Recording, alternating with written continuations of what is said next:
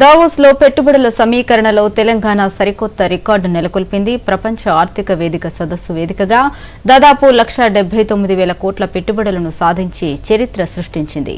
20 దిగ్గజ సంస్థలు రాష్ట్ర ప్రభుత్వంతో ఒప్పందాలు కుదుర్చుకున్నాయి. వీటి ద్వారా రాష్ట్రంలో దాదాపు 50,000 వరకు ఉద్యోగ అవకాశాలు లభించనున్నట్లు రాష్ట్ర ప్రభుత్వం ప్రకటించింది. దీనిపై మరిన్ని వివరాలు. పెట్టుబడులను ఆకర్షించడమే లక్ష్యంగా దావోస్ పర్యటనకు వెళ్లిన సీఎం రేవంత్ రెడ్డి ప్రతినిధి బృందం సరికొత్త రికార్డులను సృష్టించింది. అంతర్జాతీయ సంస్థల ప్రతినిధులను కలుస్తూ హైదరాబాద్ బ్రాండ్ ఇమేజ్ ను వారికి వివరిస్తూ గతంలో ఎన్నడూ లేని విధంగా భారీ పెట్టుబడులను ఆకర్షించింది.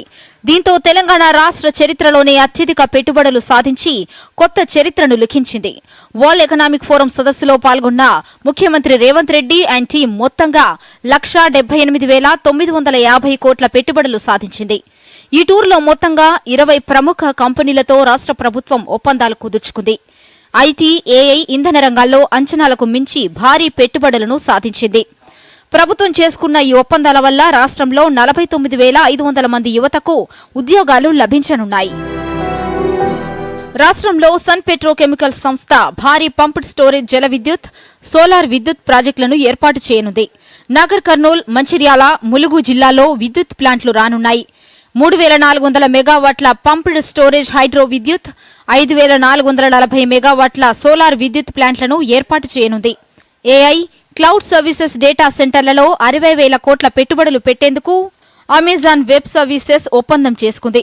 తెలంగాణలో అత్యాధునిక ఏఐ డేటా సెంటర్ క్లస్టర్ను కంట్రోల్ ఎస్ సంస్థ ఏర్పాటు చేయనుంది.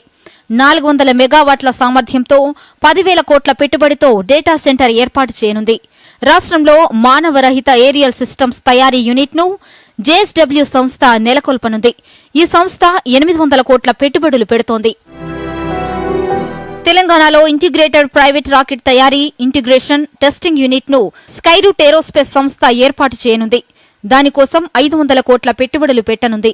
రాష్ట్ర ప్రభుత్వంతో మేఘా ఇంజనీరింగ్ సంస్థ 3 కీలక ఒప్పందాలు చేసుకుంది. హైదరాబాద్లో విప్రో కంపెనీ తన సేవలను విస్తరించబోతోంది. గోపనపల్లి క్యాంపస్లో కొత్త ఐటీ సెంటర్ ఏర్పాటు చేస్తుండగా, అలాగే హైదరాబాద్లో ఇన్ఫోసిస్ క్యాంపస్ను సైతం విస్తరిస్తున్నారు. పోచారంలోని ఐటీ క్యాంపస్లో కొత్త సెంటర్ ప్రారంభం కోసం ఆ సంస్థ 750 కోట్ల పెట్టుబడులు పెడుతోంది.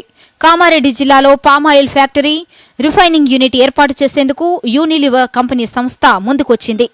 అదేవిధంగా రాష్ట్రంలో బాటిల్ క్యాప్లను ఉత్పత్తి చేసే కొత్త తయారీ యూనిట్ ఏర్పాటు చేయనుంది. తిల్మాన్ గ్లోబల్ హోల్డింగ్స్ సంస్థ హైదరాబాద్లో అత్యాధునిక డేటా సెంటర్ను ఏర్పాటు చేయనుంది.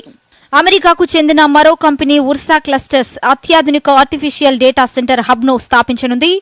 అందుకు 5,000 కోట్ల పెట్టుబడులు పెట్టనుంది. ప్రపంచ అగ్రగామి సంస్థ బ్లాక్ స్టోన్ హైదరాబాద్లో 150 మెగావాట్ల డేటా సెంటర్ ఏర్పాటు చేయనుంది. దీని ద్వారా 4,500 కోట్ల పెట్టుబడులు రానున్నాయి. ఫినిక్స్ కంపెనీ 250 కోట్లతో air craft interior designing facility ఏర్పాటు చేయనుంది.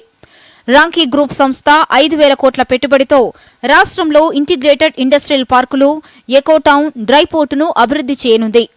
గతేడాది పర్యటనలో రాష్ట్రానికి 40,232 కోట్లు పెట్టుబడులు రాగా, వాటితో పోలిస్తే ఈసారి 4 రెట్లకు మించి రావడం విశేషం. Bureau report.